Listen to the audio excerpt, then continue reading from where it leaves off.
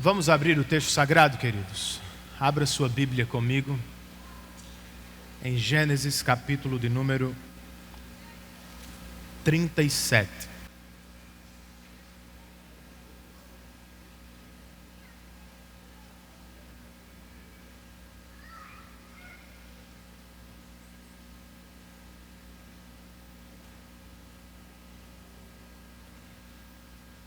Primeiro livro das Escrituras Sagradas, capítulo de número 37.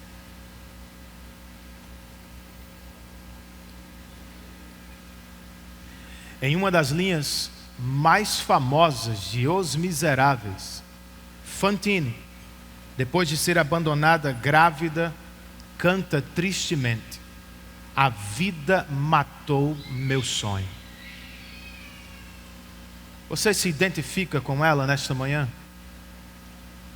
Por mais que não gostemos, todos nós carregamos sonhos frustrados na bagagem. É a morte prematura de alguém que amamos? É o casamento dos sonhos que termina em um terrível divórcio? É um filho amado e querido que não se desenvolve tanto quanto gostaríamos? É a carreira que não desponta? É a aprovação que nunca chega? É uma doença que surge aparentemente do nada e complica a nossa vida. Seja o que for, queridos, a verdade nua e crua é: porque somos vasos frágeis, as tempestades da vida podem facilmente nos quebrar e frustrar os nossos sonhos. Se foi assim que chegou entre nós nesta manhã, o capítulo de número 37 de Gênesis tem uma excelente notícia para você. Qual é? Deus tem um sonho. O sonho de Deus não pode ser frustrado. E ele é infinitamente melhor do que os nossos melhores sonhos. Ouçamos a palavra de Deus com fé nesta manhã. Capítulo 37, versos 1 e 2, parte A, para começar. O texto inspirado pelo Espírito diz assim: Jacó habitou na terra de Canaã, onde seu pai tinha vivido como estrangeiro. Esta é a história da família de Jacó. Oremos mais uma vez. Senhor, nós não sabemos interpretar Tua palavra se estivermos sozinhos. Consequentemente, nós não sabemos interpretar a vida e todos os seus acontecimentos sem o Teu auxílio. Por isso, entre tantas razões, nós precisamos de Teu auxílio e de Tua voz. Espírito, conceda-nos nesta manhã iluminação no coração. E dá que vivamos a experiência do salmista, que com alegria cantou: abra os olhos do meu coração, a fim de que eu veja as maravilhas de Tua lei. Que assim seja. E que este momento seja uma bênção para todos nós. Nós oramos em nome de Cristo e por amor a Ele. Amém.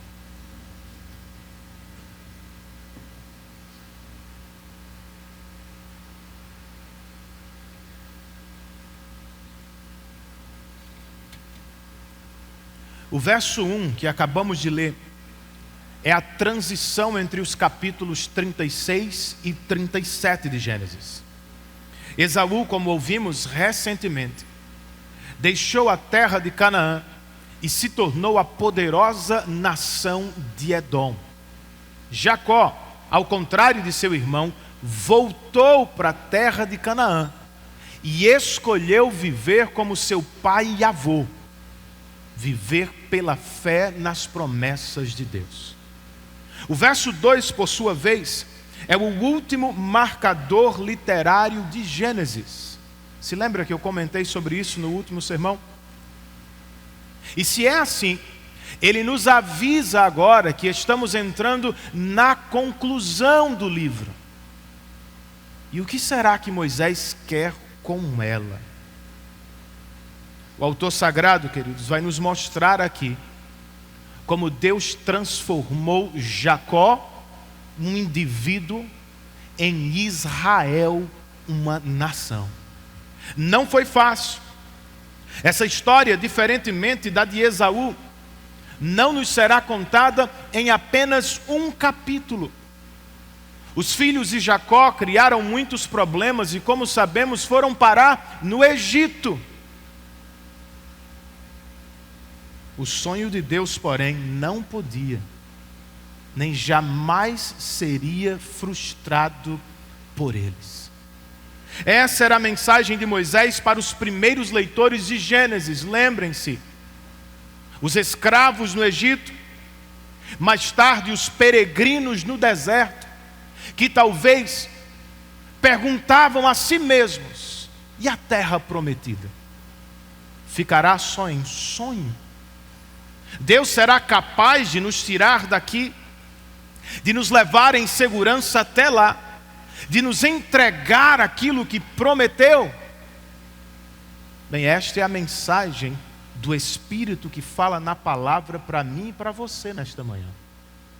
Deus também tem um sonho. Ele não pode ser frustrado. E Ele é infinitamente melhor do que os nossos melhores sonhos.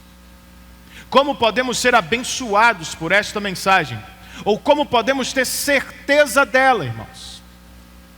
A fim de encorajar todos os leitores de Gênesis, os primeiros e os atuais.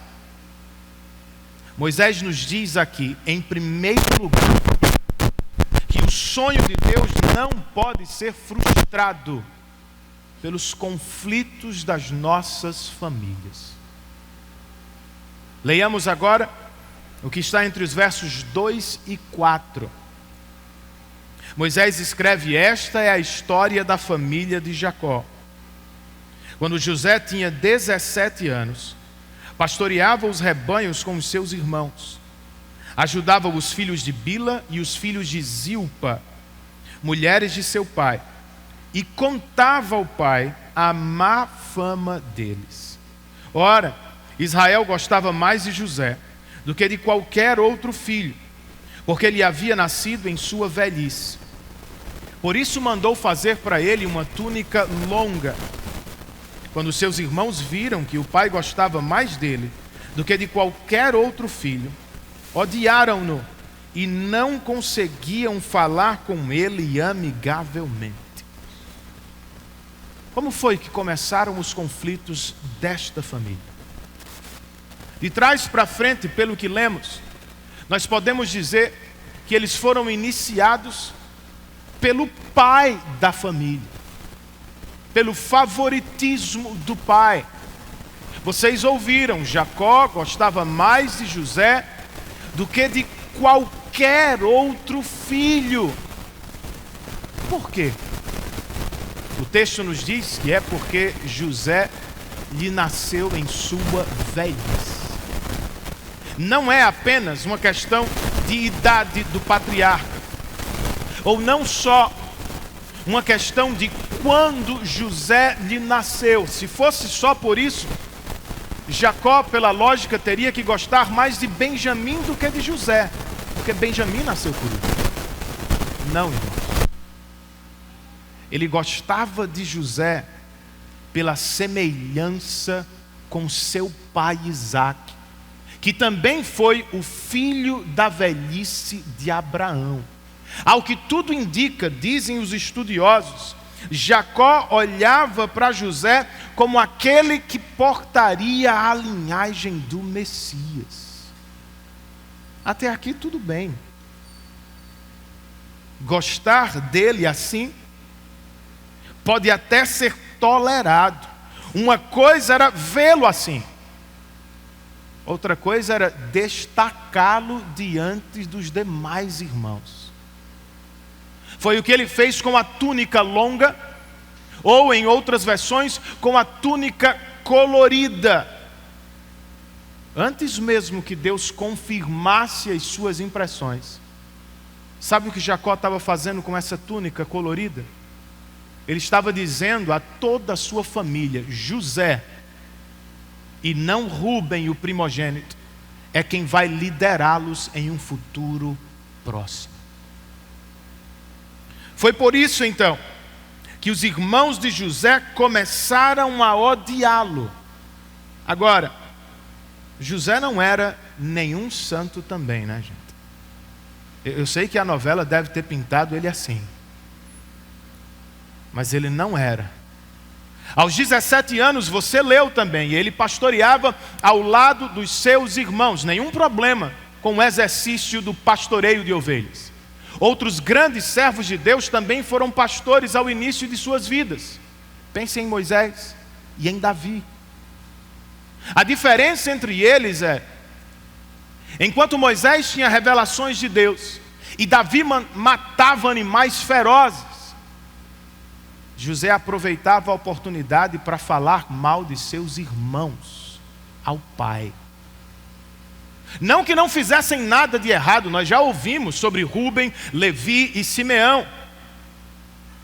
Mas segundo os melhores intérpretes deste texto, falar mal aqui significa exagerar, aumentar os fatos, falar com a intenção de difamar.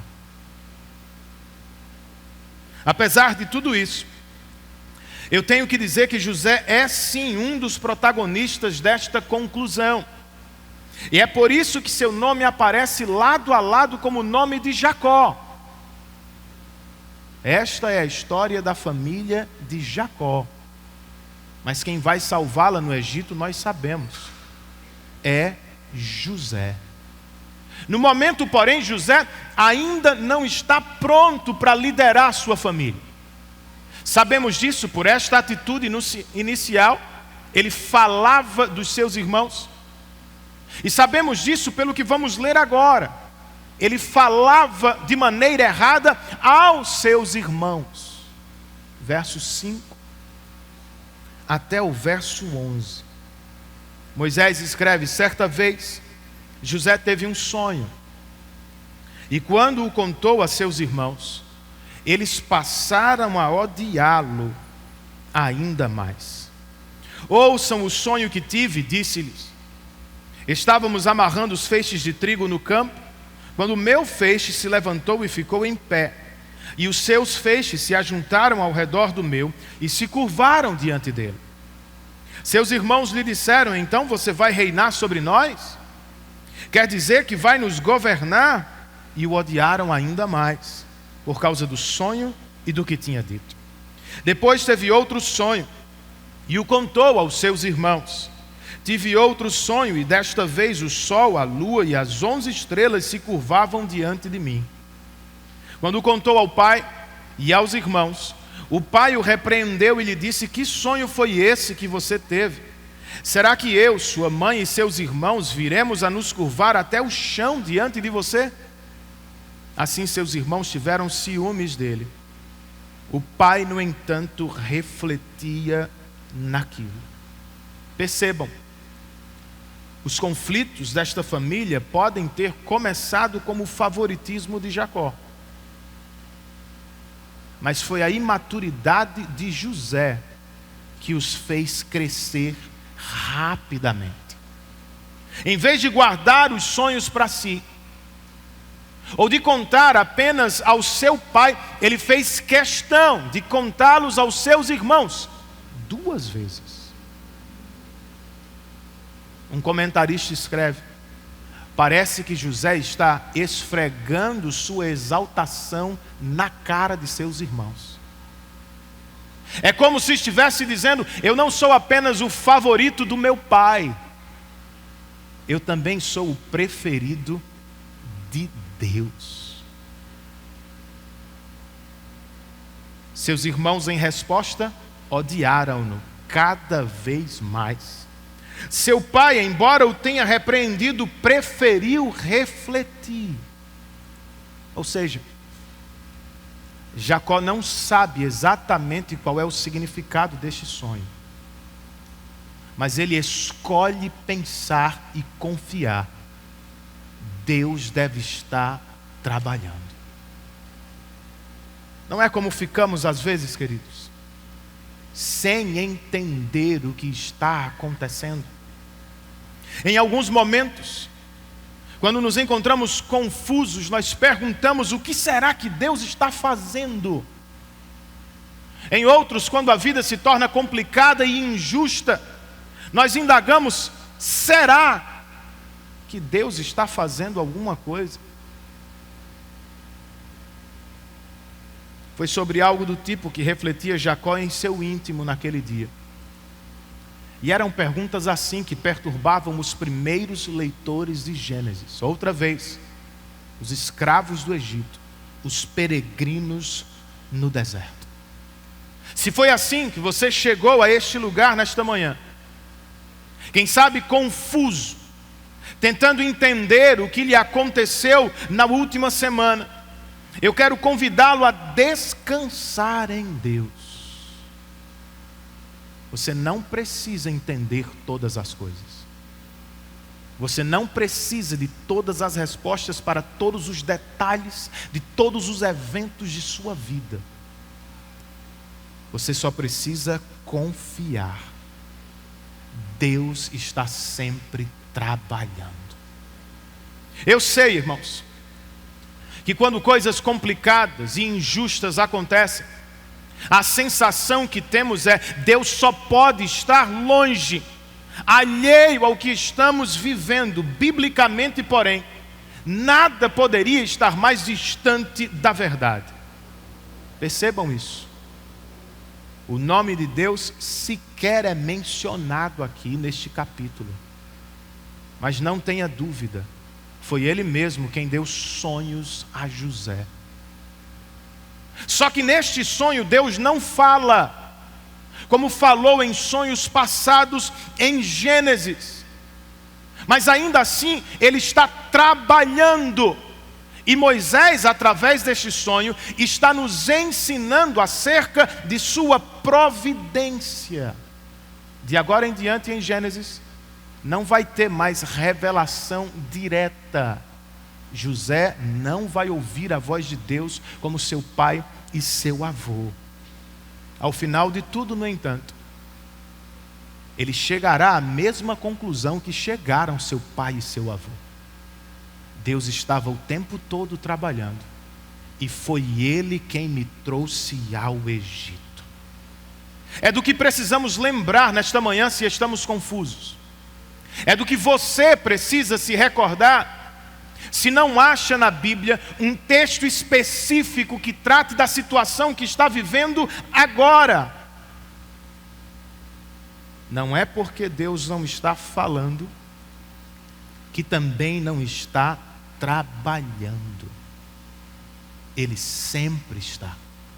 Como bem coloca o pastor John Piper, Deus nunca está fazendo apenas uma coisa, na única coisa que nós enxergamos. Ele está fazendo muitas. Ele está sempre trabalhando, mesmo que não o entendamos, mesmo que não o percebamos, mesmo que seu trabalho nos pareça estranho. O nosso Deus está sempre trabalhando para promover a própria glória e o bem de seu povo eleito. Bem, é isso quanto ao que não entendemos. Mas e quanto ao que entendemos? Tenhamos cuidado, por exemplo, com o sucesso na juventude. Esse parece ter sido o problema de José. Ele não soube administrar o que recebeu, nem do pai nem de Deus. Ele não conseguiu se segurar. Como vamos ver mais tarde, ele gostava de exibir a túnica que tinha recebido de seu pai. E como acabamos de ler, gente, ele contava os sonhos que tinha e assim inflamava o ódio no coração de seus irmãos. Sucesso não é fácil de se administrar, muito menos quando você é jovem ainda. Você pode ser filho de uma família de posses, ou pode ser um estudante de notas maravilhosas. Você pode ser um jovem que rapidamente subiu na carreira profissional, ou até mesmo um jovem que bem cedo já mostra talento na pregação do Evangelho. Seja como for, se você é crente, guarde o seu coração para não pecar contra Deus em orgulho. E mantenha-se grato a Ele e humilde em sua presença o tempo todo. Se você não fizer isso, inevitavelmente pessoas vão sofrer, relacionamentos vão padecer. E quem sabe, você acabe perdendo até mesmo os dons que recebeu, pois não lhe foram dados para exibição, e sim para o serviço e o bem do povo de Deus. Quanto ao que entendemos ainda, tenhamos cuidado com o favoritismo no meio da família. Esse foi o pecado de Jacó, não foi? O curioso, irmãos, é que ele mesmo, quando jovem, sofreu com o favoritismo de seu pai. Se lembram disso? Seu pai queria o tempo todo abençoar Esaú. Aqui está Jacó repetindo o padrão que viu em casa e que talvez tanto tenha abominado. Não é assim que fazemos. Isso eu nunca vou repetir. Nos pegamos fazendo as mesmas coisas. Não é uma maldição hereditária, como dizem alguns aí, algum espírito ou anjo que vive sobre as nossas casas. Não. É um padrão de comportamento que vem pela repetição, observação, pela cultura que recebemos. Quando voltou a Canaã e ficou sabendo que seu irmão estava vindo ao seu encontro com 400 homens, Jacó ficou com medo. Lembra disso? Dividiu seu povo. E olha o que ele fez. Ele escondeu José lá atrás. E ele expôs todos os outros filhos na frente. O que será que eles pensaram? Agora, neste episódio, ele destaca José, concede-lhe uma túnica real diante de todos os filhos. O que será que eles sentiram? O que sentem nossos filhos quando percebem algum tipo de favoritismo em casa? O que pensam os nossos irmãos na fé quando nos observam pecando no meio da família de Deus? A fim de evitar muitos conflitos, vamos atacar o pecado do favoritismo, irmãos, com a palavra de Deus. Lembre-se, por exemplo, que no Salmo 127 nós lemos: todos os nossos filhos são herança do Senhor, e todos eles são flechas nas mãos de um guerreiro. Algumas podem ser maiores e mais fortes, outras menores e mais fracas. Algumas podem ir mais longe, outras podem cair bem perto. Não é o que mais importa.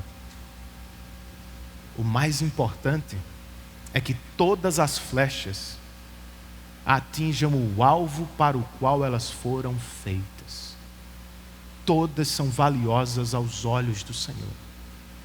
Lembremos ainda de Tiago capítulo 2, quando o pastor de Jerusalém escreve: meus irmãos, como crentes em nosso glorioso Senhor Jesus Cristo, não façam diferença entre as pessoas, tratando-as com parcialidades. Entre as razões que ele lista no capítulo, Tiago escreve: não escolheu Deus os que são pobres aos olhos do mundo, para serem ricos em fé e herdarem o reino que Ele prometeu aos que o amam? Você percebe a lógica? Como é que atacamos este pecado? Tiago está dizendo: lembrem-se do Evangelho. Lembrem-se da história de vocês. Vocês não são os homens e mulheres mais ricos do mundo. Vocês não seriam lembrados e convidados às festas dos poderosos desta terra. Ainda assim, por pura graça, amor eterno, Deus os escolheu, os fez ricos em fé e os tornou herdeiros do reino celestial. É nesse evangelho que cremos, irmãos? Então não façamos com os nossos filhos e com os nossos irmãos na fé o que Deus não fez conosco.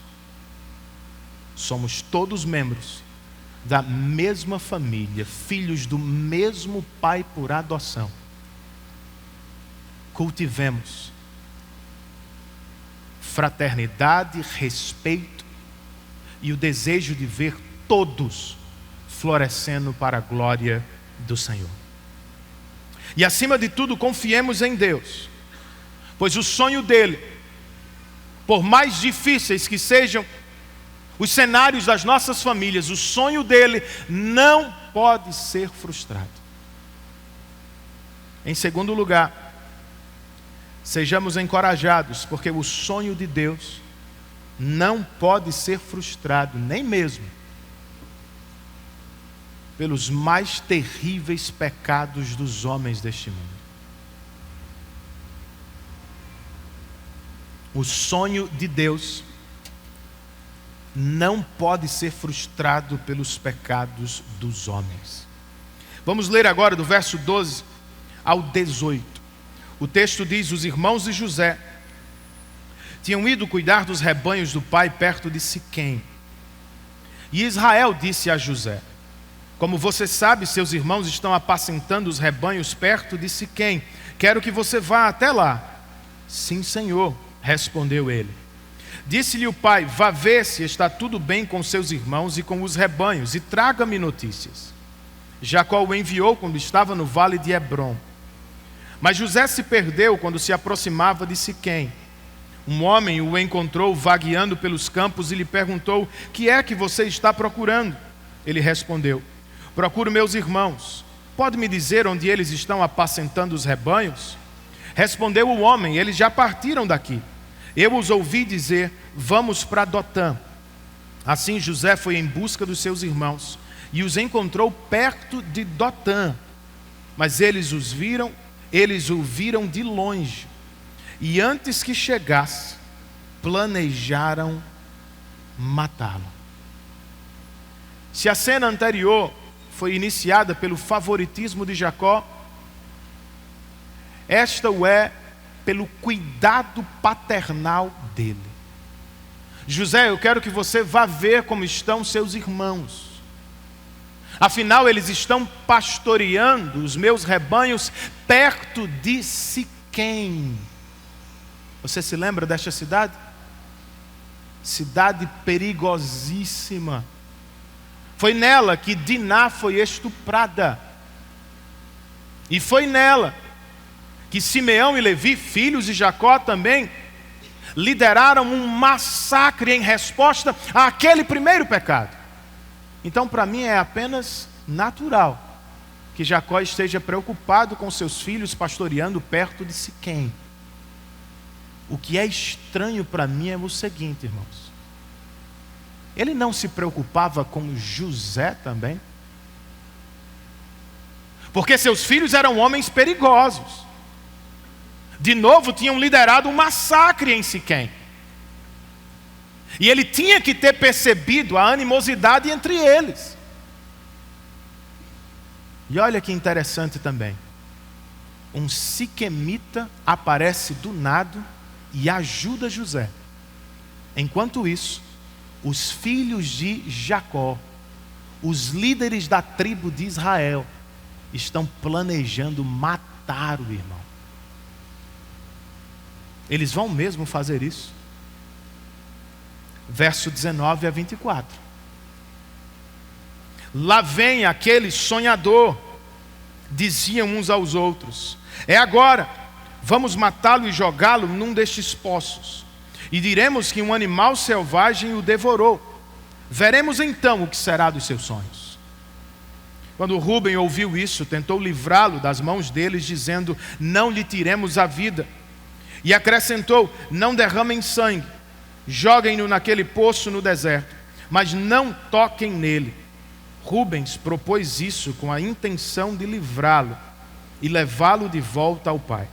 Chegando José, seus irmãos lhe arrancaram a túnica longa, agarraram-no e o jogaram no poço que estava vazio e sem água. Não gostar dos sonhos de José, eu posso até entender, irmãos. Mas matá-lo por isso,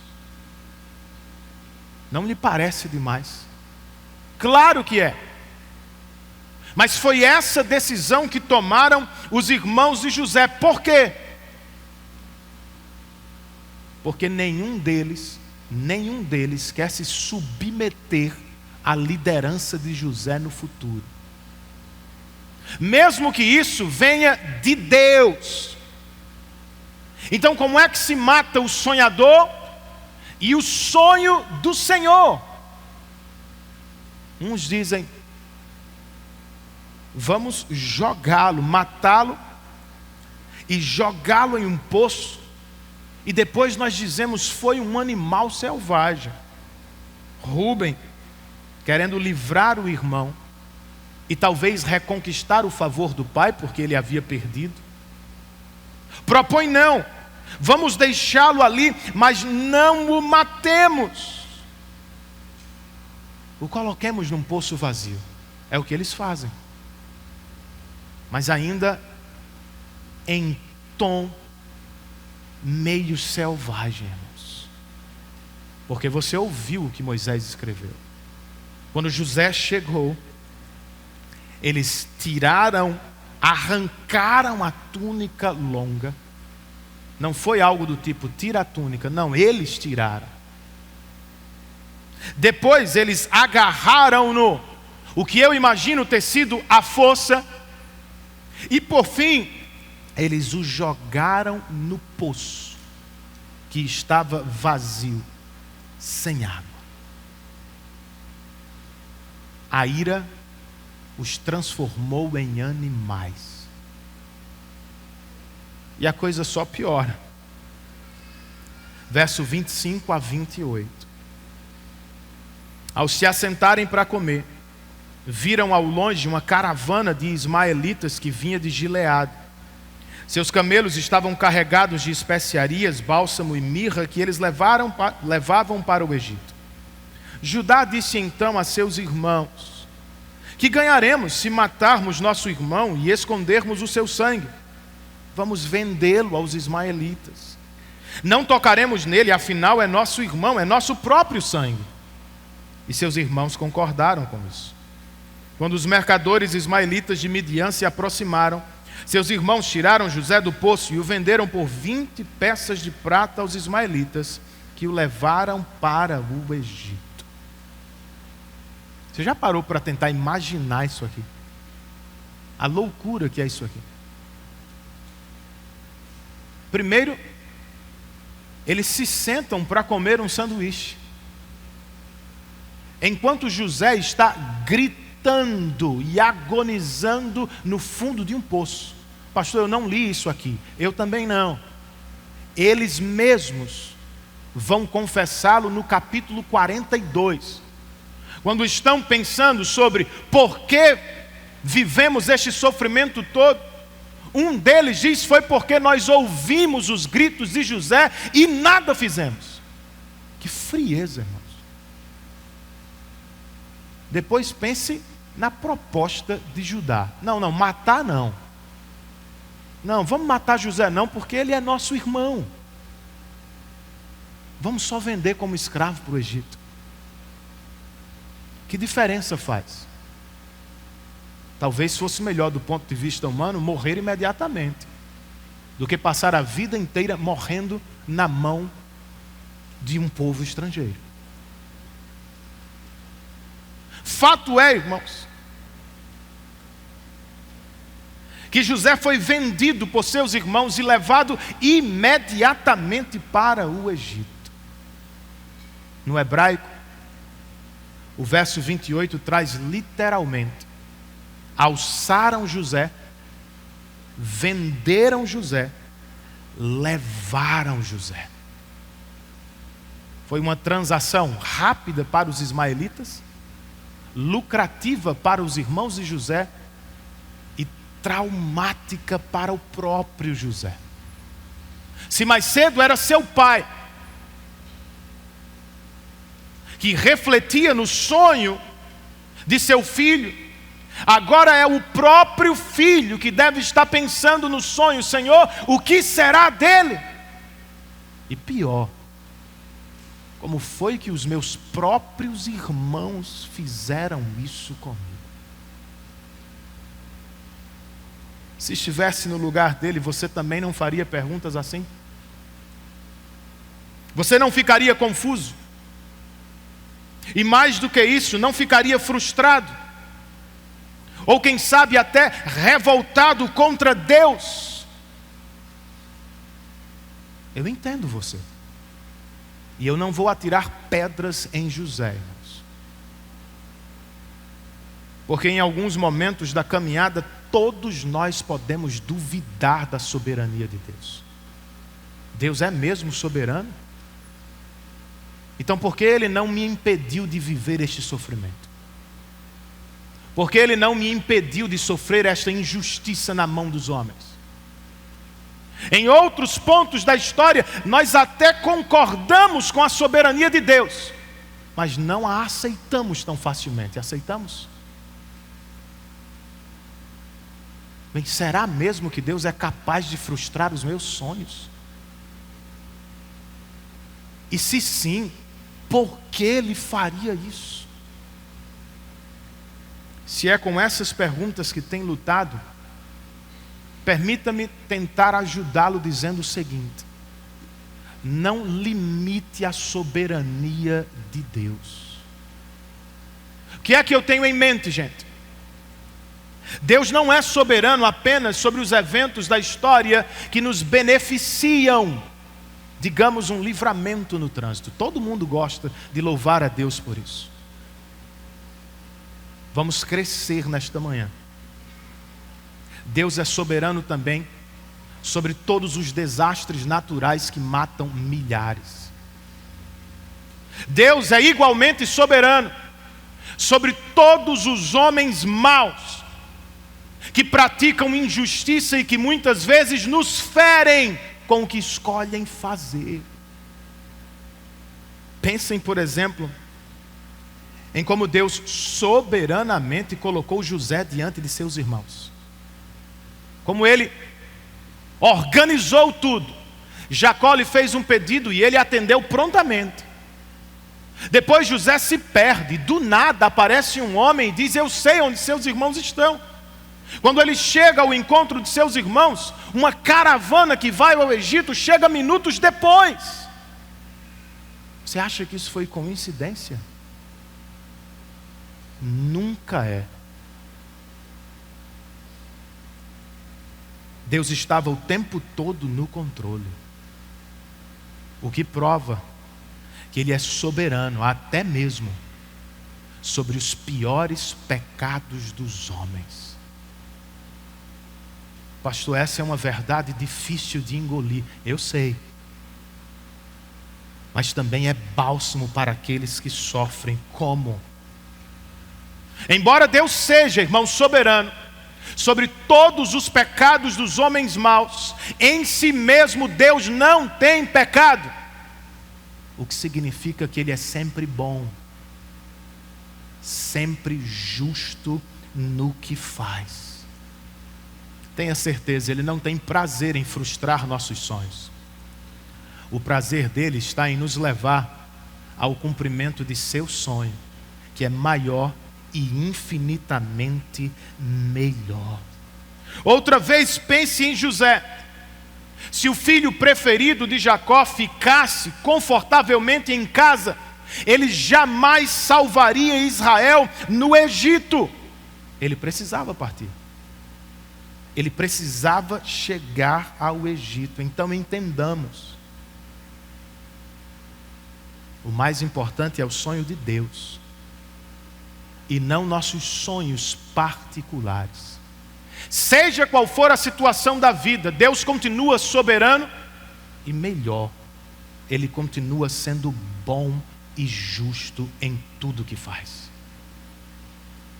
Bem, é isso para aqueles que sofrem com os pecados dos homens, mas e se o caso é diferente? E se nós somos os homens que pecam? O que aprendemos com este texto? De início, pense no poder da ira que tantas vezes nos habita. Os irmãos de José, tomados por ela, viraram bichos, irmãos.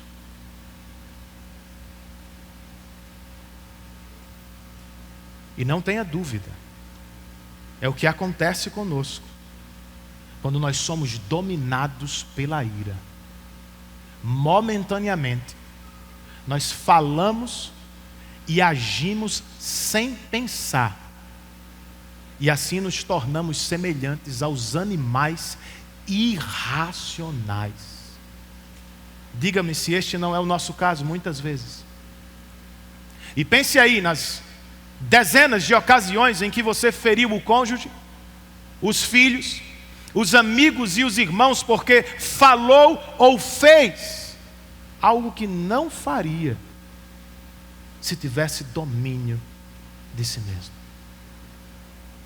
O que fazemos se essa é a nossa luta? De novo nós atacamos o coração irado com palavra e espírito. O Salmo 37, verso 8 diz: evite a ira e rejeite a fúria, pois isso só leva ao mal. Eclesiastes 7 e 9 ensina: não permita que a ira domine depressa o seu espírito, pois a ira se aloja no íntimo dos tolos. Escrevendo aos Efésios, Paulo colocou: quando ficarem irados, não pequem. Apaziguem a ira antes que o sol se ponha. Livrem-se dela. Como? Sendo bondosos e compassivos uns com os outros, perdoando-se mutuamente, assim como Deus os perdoou em Cristo Jesus. De novo, irmãos, é refletir o Evangelho que tanto nos abençoou quando nada merecíamos. Mas eu disse que precisamos atacar o coração irado com palavra e espírito, ou seja, nós ouvimos passagens como esta, nós lemos passagens como estas, e depois nós oramos a Deus pedindo ajuda do Espírito, porque sozinhos nós não podemos mudar. Eu sei que não deveria me irar. Você sabe que quando age com ira, você se assemelha a um tolo que não tem governo de si mesmo. Você sabe disso, mas ainda assim o faz. E eu também. Então nós oramos ao Senhor. Oramos ao Espírito Santo. Espírito, conceda-nos o que nós não temos em nós mesmos, e a Ti daremos toda glória por isso. Faça isso, meu irmão. E enquanto luta contra qualquer pecado de sua vida, aprenda, inclusive sobre o pecado. Por que Deus, soberanamente, nem sempre nos livra deles? Já se fez essa pergunta?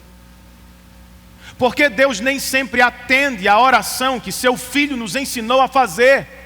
Não nos deixe cair em tentação. Por que não? Entre muitas coisas, o Senhor está nos ensinando, irmãos. Os pecados repetidamente nos castigam. E assim nos lembram que nós não fomos escolhidos porque éramos melhores do que os outros. Nossos pecados repetidamente nos castigam. E assim nos lembram que nós dependemos do Espírito. Para abandonar um pecado, nós precisamos da ajuda dele. Nossos pecados repetidamente nos castigam, e assim nos lembram que se somos salvos, só somos pela pura graça de Deus. Nunca foi por seu mérito, nunca foi por minha performance, jamais será por sua justiça própria. O surpreendente desse texto não é José. Ele é um pecador, fofoqueiro, egoísta, que se exibe.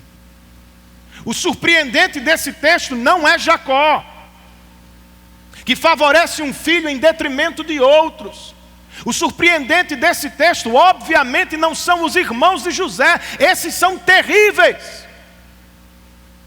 O surpreendente mesmo aqui é Deus, irmãos, que por pura graça chama aqueles pecadores e chama estes pecadores para fazer parte de sua família e de seu povo da aliança. Então, não corra de Deus por causa do pecado. Não se ausente do meio da congregação por causa do seu pecado. Corra para Deus, venha para a congregação e vá aprendendo a depender de Deus, para mudar, crescer e não se orgulhar. Não apontar ninguém, não se julgar melhor do que seu ninguém, porque fulano caiu, Beltrano errou. Você é farinha do mesmo saco. Só não caiu no que o outro irmão caiu por pura graça de Deus. Não só os piores assassinos do mundo, não só os irmãos de José precisam de graça e perdão. Todos nós quebramos a lei de Deus e carecemos de sua graça e amor. Nós já ouvimos que os conflitos das famílias e os pecados dos homens não podem frustrar o sonho de Deus. Para terminar, saibamos ainda, queridos, que o sonho de Deus não pode ser frustrado pelos sofrimentos da vida.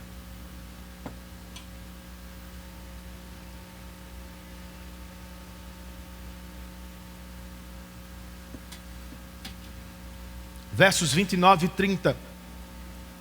Moisés escreve: quando Rúben voltou ao poço e viu que José não estava lá, rasgou suas vestes e, voltando a seus irmãos, disse: o jovem não está lá, para onde irei agora? Mais cedo, Rúben sugeriu que José fosse jogado num poço, porque, segundo lemos, ele tinha a intenção de livrá-lo das mãos de seus irmãos. Alguém poderia ter dito para ele que o inferno está cheio de boas intenções. Se tiver que fazer algo, faça-o hoje. Ele não o fez, se demorou, e por uma razão que nós desconhecemos, ele não estava lá quando José foi vendido para a caravana dos ismaelitas. Ainda assim, irmãos, Rúben podia ter feito alguma coisa. O quê? Ele podia ter corrido em busca da caravana para resgatar seu irmão. De novo ele não fez. Preferiu rasgar as vestes, se dar por perdido e preferiu se esconder do pai. Para onde irei agora? Eu, como primogênito e responsável pelos irmãos, como é que eu vou voltar para casa? Seus irmãos tiveram outra ideia. Versos 31 e 32. Eles mandaram matar um bode, mergulharam no sangue a túnica de José e a mandaram ao pai com este recado: achamos isto, veja se é a túnica de teu filho. Nós já vimos algo parecido assim em Gênesis, não? Alguém se lembra?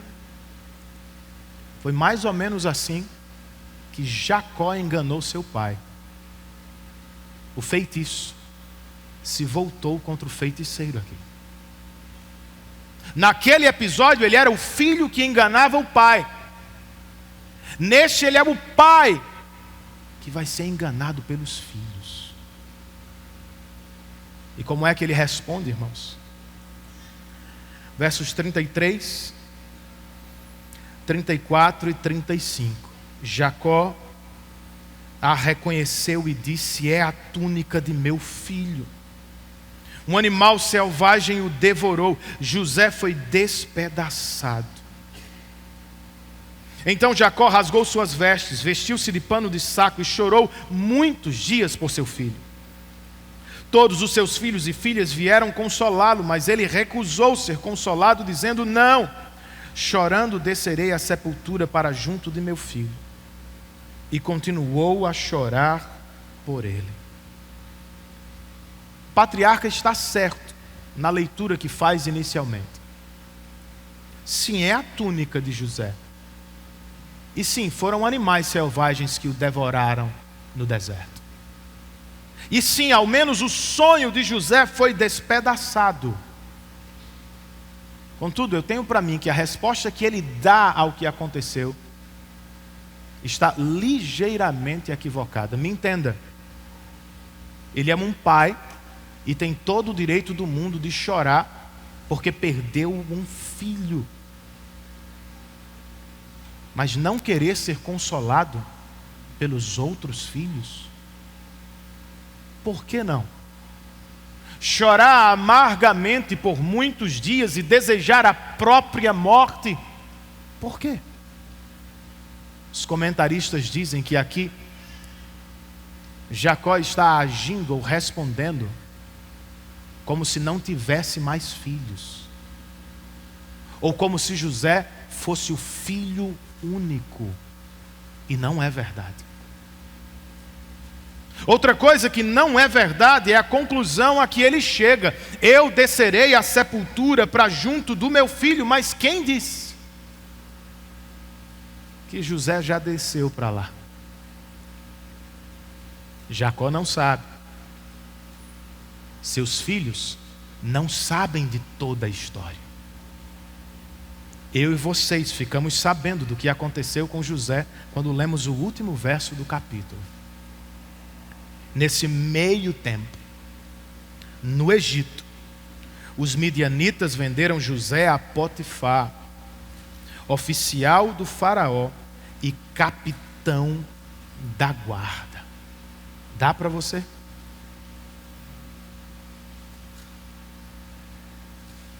Segura esse copinho plástico aí, quem tiver, por favor.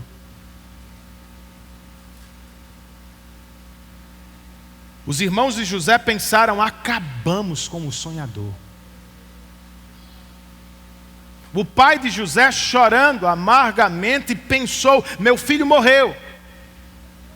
O próprio José, como Fantine de Os Miseráveis, talvez tenha cantado para si: a vida matou o meu sonho. Só que não, irmãos. Todos eles estavam errados.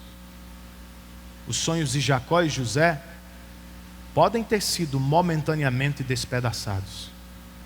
O sonho de Deus, porém, estava de pé e intacto.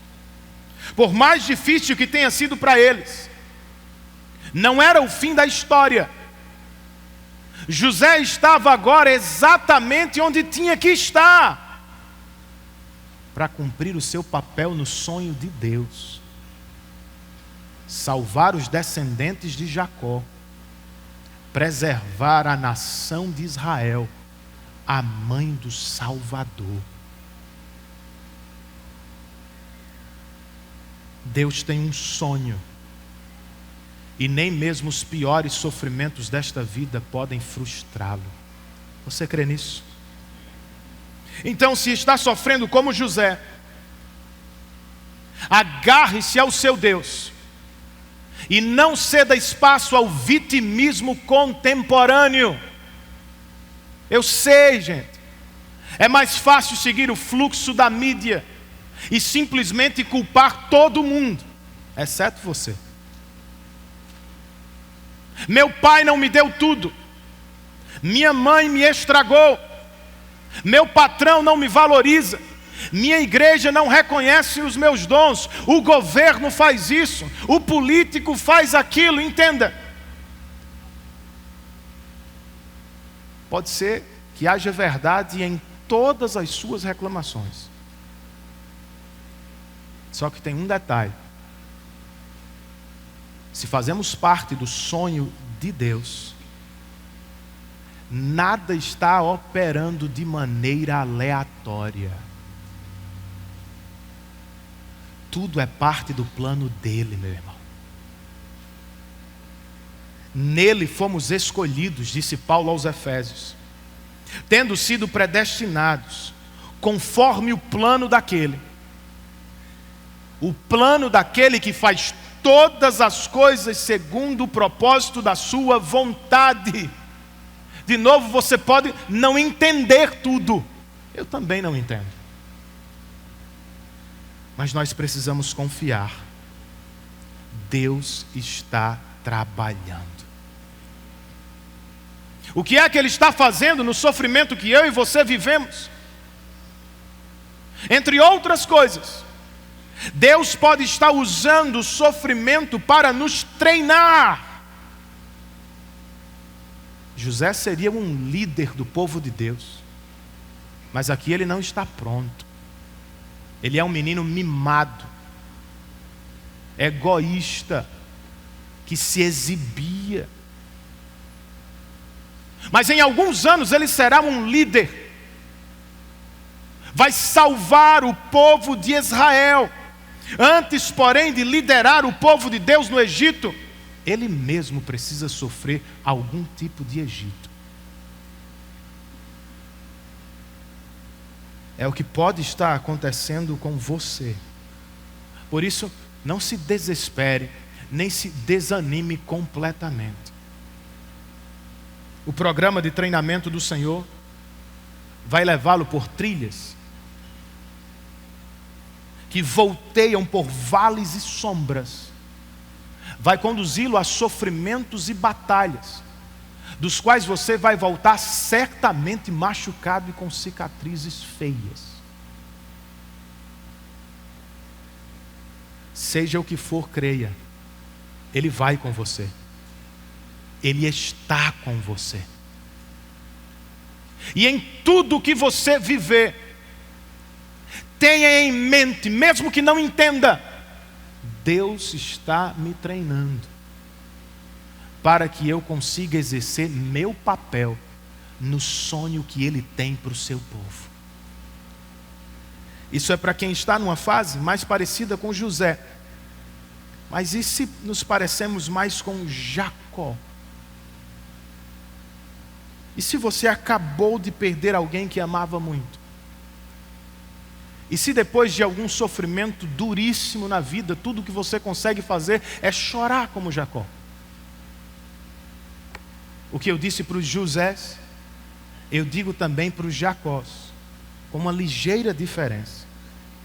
Agarre-se ao seu Deus e não ceda espaço à depressão pecaminosa. Outra vez, irmãos, eu entendo demais o sofrimento de Jacó. E é claro que eu me compadeço de você, quando você reparte comigo o que está vivendo na vida, e isso significa sofrimento. Contudo, o que todos nós precisamos entender é que alguns sofrimentos são instrumentos nas mãos de Deus para matar nossa idolatria. Quem disse que Jacó não pode viver sem José? E quem disse que a sua vida se acabou? Porque um sonho particular, por mais importante que tenha sido, morreu. Para arrancar a idolatria do coração de Jacó, José precisa ir para o Egito.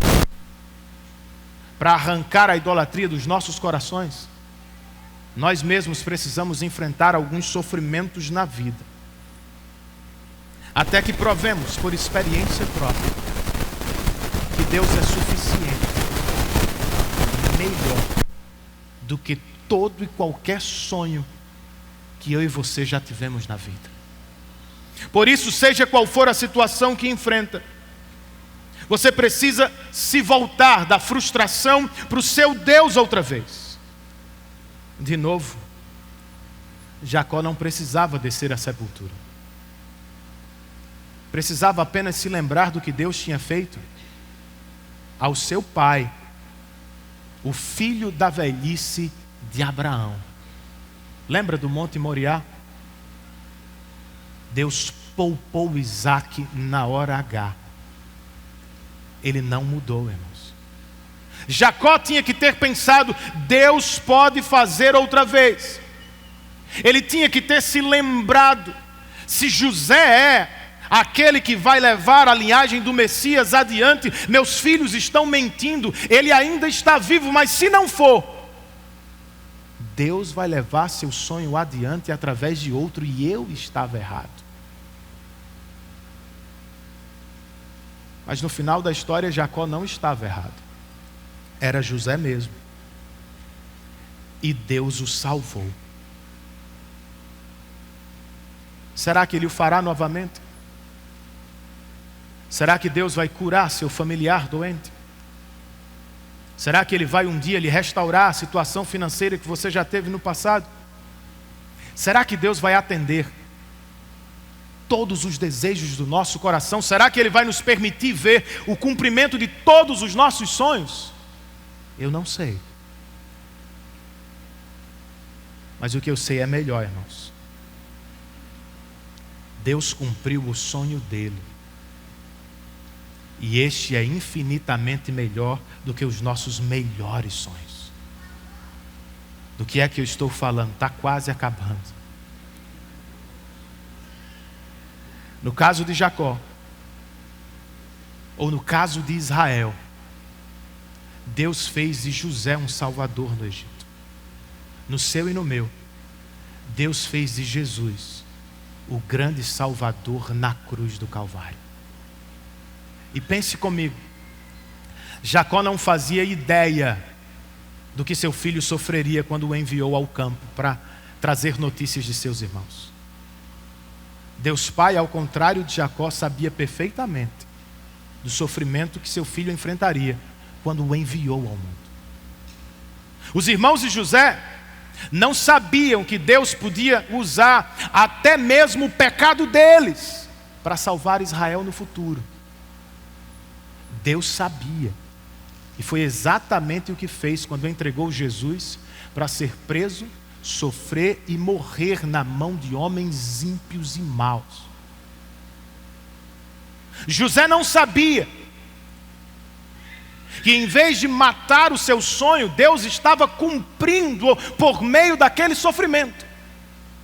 Jesus, ao contrário dele, sabia perfeitamente que o sofrimento da cruz era mais do que necessário para que o sonho de Deus fosse plenamente realizado. Por isso, irmãos, como José, Jesus abraçou o sofrimento em silêncio.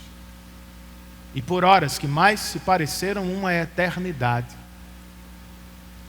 ele assumiu a maldição que era nossa. E por causa disso e de nós, foi momentaneamente abandonado pelo Pai Celestial. Com que objetivo? A fim de que os filhos de Jacó, os líderes do povo do Antigo Testamento, e a fim de que todos os pecadores eleitos de todas as eras fossem de uma vez por todas perdoados em Cristo, e fossem para sempre, por causa de Cristo, recebidos na família do Pai. Louvado seja Deus por sua obra misteriosa e estranha, que sempre redunda em glória para Ele e bem para o seu povo. Eu não sei se você sabe, mas é disso que nós mais precisamos. Porque seja qual for o sofrimento que você enfrenta na vida, ele vai passar. E ele nem se compara com o sofrimento eterno que cairá sobre aqueles pecadores que morrerem sem salvação. Então, por isso, nesta manhã, aproveite esta oportunidade que Deus lhe dá e apresente-se a Deus para se resolver com Ele. Mas não o faça vestido de justiça própria, vestido de orgulho, boas obras ou de si mesmo. Vista-se com a túnica manchada de sangue, não de José, de Jesus. E peça ao Pai o que os irmãos de José pediram a Jacó: veja se essa túnica não é a túnica de teu filho. Ela é tudo o que eu tenho para me acertar contigo, Senhor. Cristo Jesus e sua morte vicária na cruz do Calvário. Faça-me. Porque por mais que a vida seja poderosa mesmo, para frustrar muitos dos nossos sonhos pessoais, ela jamais frustrará o sonho de Deus. Salvar, reunir e viver com o seu povo para sempre. Por isso eu concluo com as palavras de Paulo aos Romanos, no capítulo 8. Nem morte nem vida, nem anjos nem demônios, nem o presente nem o futuro, nem a altura nem a profundidade, nem qualquer outra coisa na criação será jamais capaz de nos separar do amor de Deus, que está em Cristo Jesus, nosso Senhor. Curve a sua cabeça onde você está e ore aí por alguns instantes em resposta àquilo que Deus falou conosco.